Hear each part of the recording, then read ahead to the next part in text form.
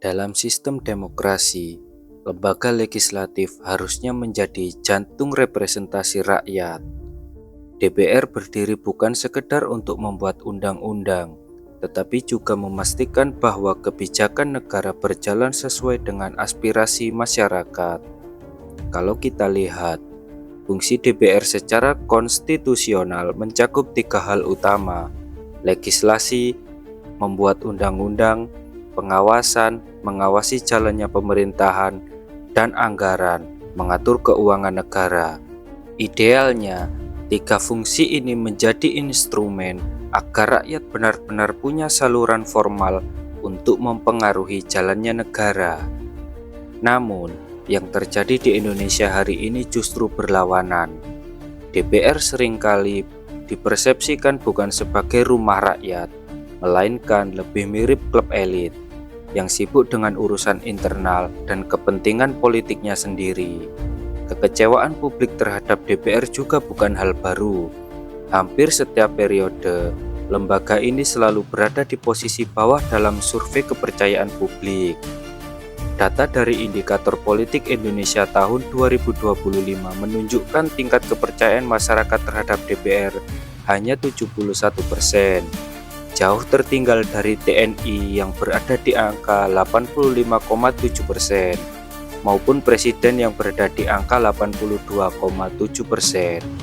Angka ini menegaskan satu hal penting. DPR gagal meyakinkan publik bahwa mereka benar-benar bekerja untuk rakyat.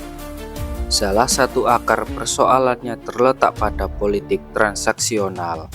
Dalam praktik sehari-hari, DPR lebih sering terlihat bernegosiasi di balik layar ketimbang bekerja secara transparan untuk kepentingan rakyat. Banyak kebijakan lahir dari kompromi elit, bukan dari kebutuhan masyarakat. Contoh nyata adalah revisi Undang-Undang Mahkamah Konstitusi yang disahkan dengan cepat pada Mei 2024, meski menuai kritik luas dari akademisi dan masyarakat sipil. Ironisnya, sejumlah RUU yang jelas-jelas mendesak, seperti RUU Perlindungan Pekerja Rumah Tangga, justru mandek bertahun-tahun tanpa kejelasan. Pola ini semakin menegaskan bahwa kepentingan rakyat seringkali berada di urutan belakang dibanding kepentingan elit politik. Misalnya gini, kamu bayangin antri di loket pelayanan umum, ada dua jalur, satu untuk rakyat biasa, satu lagi untuk orang dalam. Jalur rakyat biasanya lama, penuh syarat, kadang ujung-ujungnya ditolak. Dan kalau jalur orang dalam lebih cepat, gak pakai ribet, langsung dilayani. Nah, begitulah kira-kira DPR memperlakukan kebijakan. Kalau menyangkut kepentingan elit, prosesnya kayak jalur cepat atau VIP. Kalau urusan rakyat, antreannya kayak gak ada ujung. Nah, di video kali ini, kita akan membahas kenapa DPR sering dianggap gak becus bekerja. Apakah masalahnya ada pada individunya, sistemnya, atau memang gabungan dari keduanya?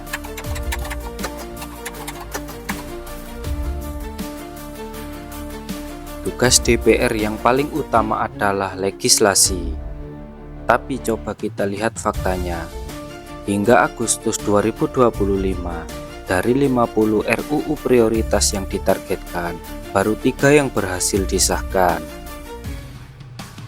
Artinya, produktivitas legislatif mereka hanya sekitar 6%, jauh di bawah target minimal di angka 40% per tahun.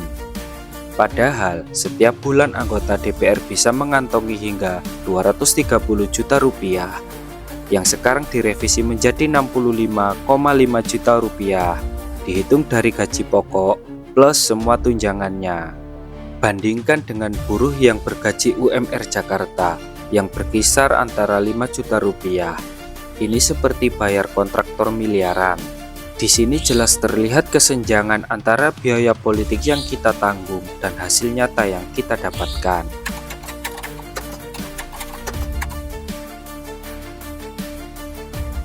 Masalahnya bukan hanya soal sedikitnya undang-undang yang disahkan, tapi juga kualitasnya. Beberapa UU malah lebih banyak menimbulkan masalah daripada solusi.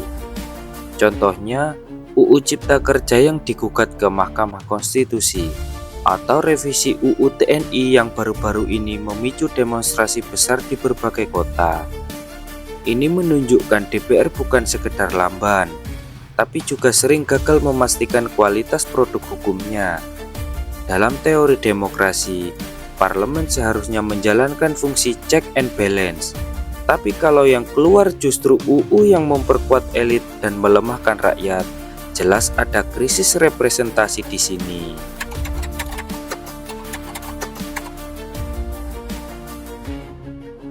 Kalau rakyat lagi pusing mikirin harga beras, DPR justru sibuk menyoal tunjangan rumah dinas, biaya transportasi, bahkan tunjangan beras.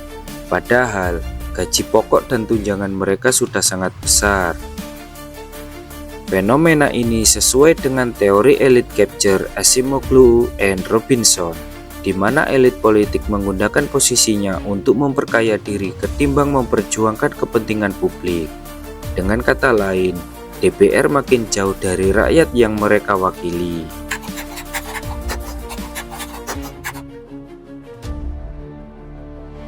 Alih-alih membangun dialog, anggota DPR sering menyampaikan komentar yang terkesan meremehkan kritik publik.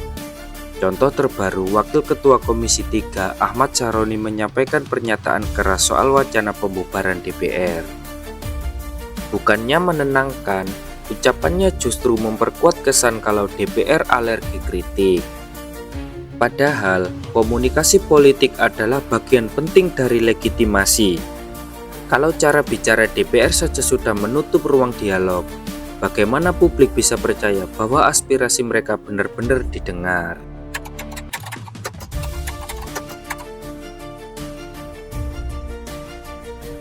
Sejumlah pengamat termasuk Mahfud MD bahkan terang-terangan menilai DPR terjebak dalam gaya hidup hedonis.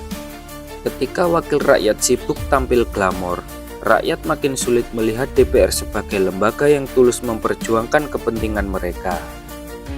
Jika ditarik ke teori sosial kontrak ala Rousseau, masyarakat memberikan mandat kepada wakilnya dengan harapan kepentingan bersama akan terjamin.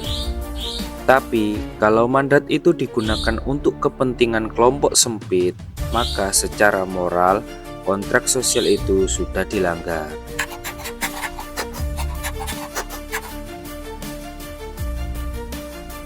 Kalau kita tarik ke belakang, jelas bahwa problem DPR bukan hanya salah individu. Sistem politik kita juga bermasalah.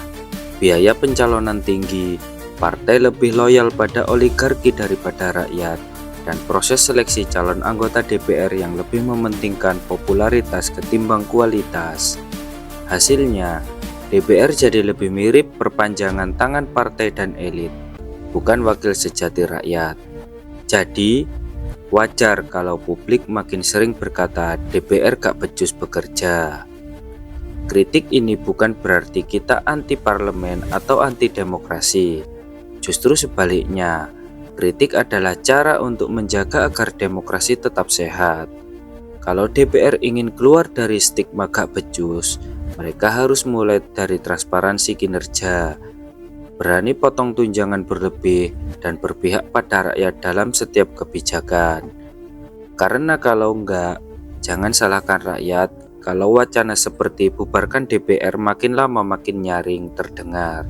Sebab demokrasi tanpa kepercayaan publik pada parlemen hanyalah formalitas kosong, bukan substansi kebebasan.